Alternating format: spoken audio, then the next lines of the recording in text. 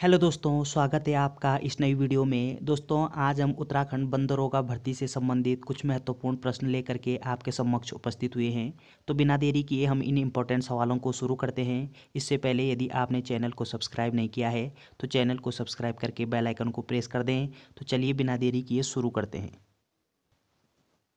इस वीडियो का पहला प्रश्न है, निम्न में से किस में अत्यधिक जातीय विभिन्नता पाई जाती है?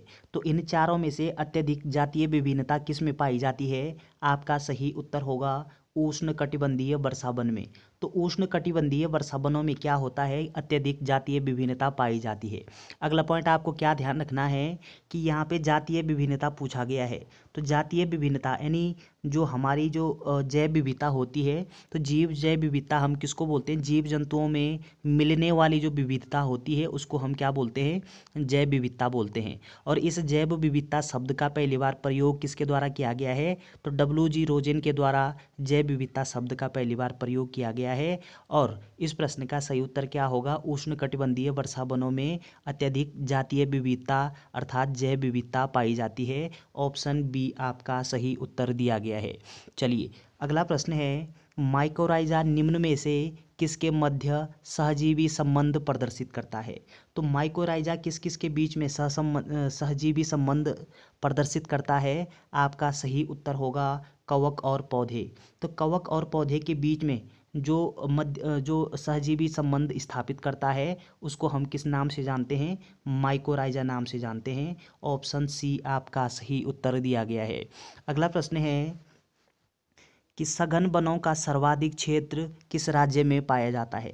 तो सर्वाधिक सघन जो वन है वो किस राज्य में पाए जाते हैं? आपका सही उत्तर होगा अरुणाचल प्रदेश में। ऑप्शन ए आपका सही उत्तर दिया गया है। अगला प्रश्न है, रेनडियर किस बायोम का जंतु है?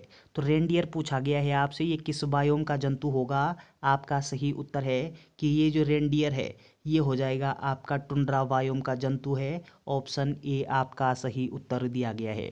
चलिए अगला प्रश्न है, पर्वतों में ऊंचाई की ओर जाते समय कौन से वृक्ष देखने को मिलते हैं? अगर हम पर्वतों की ओर चढ़ते हैं तो हमें कौन से वृक्ष देखने को मिलते हैं पर्वतों की ओर? आपका सही उत्तर होगा ओक वृक्ष। ऑप्शन डी आपका सही उत्तर दिया गया है। अगला प्रश्न है कि श्वसन मूल पाए जाते हैं। तो श्वसन मूल किस में पाए जाते हैं? इन चारों में से आपका सही उत्तर क्या होगा? मैंग्रोव जो पौधे होते हैं इनमें श्वसन मूल पाए जाते हैं। ऑप्शन ए आपका सही उत्तर दिया गया है। अगला प्रश्न है कि अनुक्रमण अर्थात सक्सेशन में अंतिम समुदाय को कहा जाता है। तो सक्सेशन का जो अंतिम समुदाय होता है उसको हम किस नाम से जानते हैं? आपका सही उत्तर होगा चरम समुदाय। ऑप्शन डी आपका सही उत्तर दिया गया है। तो अनुक्रमण को हम अंग्रेजी में सक्सेशन नाम से जानते हैं और सक्सेशन का जो अंतिम समुदाय होता है उसको हम चरम समुदाय नाम से जानते हैं। ऑप्शन डी आपका सही उत्तर दिया गया है। अगला प्रश्न है, अमरवेल अन्य पुष्पीय पौधों के साथ किस प्रकार का संबंध प्रदर्शित करता है? तो किस प्रकार का संबंध प्रदर्शित करता है ये अमरवेल? आपका सही उत्तर होगा ये करता है आपका परजीविता। ऑप्शन डी आपका सही उत्तर दिया गया है। चलिए अगला प्रश्न है कि सर्वाधिक जैव विविधता कहाँ पाई जाती है? तो सर्वाधिक जैव विविधता पूछी गई है आपसे कि सर्वाधिक जो बायोडाइवर्सिटी है, जैव विविधता बायोडाइवर्सिटी कहाँ पाई जाती है? आपका सही उत्तर होगा उष्णकटिबंधीय वर्षावनों में। उष्णकटिबंधीय वर्षावनों में सर्वाधिक जैव विविधता पाई जाती है। ऑप्शन ए आपका सही उत्तर दिया गया है। अगला प्रश्न है, जैव विविधता का अर्थ है। तो जैव विविधता हम किसको बोलते हैं? तो जैव विविधता का अर्थ होता है कि जीव जंतुओं में मिलने वाली जो विभिन्नता होती है उसको हम जैव विविधता के नाम से जानते हैं। तो इस प्रश्न का सही उत्तर होगा कि एक निर्धारित क्षेत्र में विभिन्न प्रकार के पादप एवं जंतु जो होते हैं उसको हम क्या बोलते हैं? जैव विविधता। ऑप्शन सी आपका सही उत्तर दिया गया है। अगला प्रश्न है, पर्यावरण सुरक्षा अधिनियम को किस नाम से जाना जाता है? तो पर्यावरण सुरक्षा अधिनियम उसको हम अन्य किस नाम से जानते हैं? आपका सही उत्तर होगा छाता विधान नाम से। ऑप्शन ए आपका सही उत्तर दिया गया है।